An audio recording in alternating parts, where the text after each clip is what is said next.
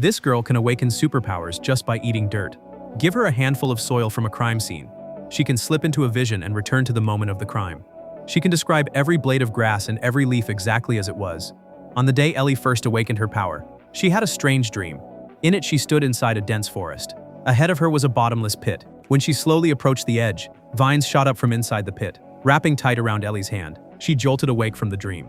Ellie felt something eerie was happening to her, so she went to a well-known local medium. But even the experienced medium had never seen anything like this. All she could do was comfort Ellie, saying it might be a rare gift. When Ellie dragged herself to school, two police officers suddenly walked into the classroom. They were there to investigate her teacher Mary, who had gone missing.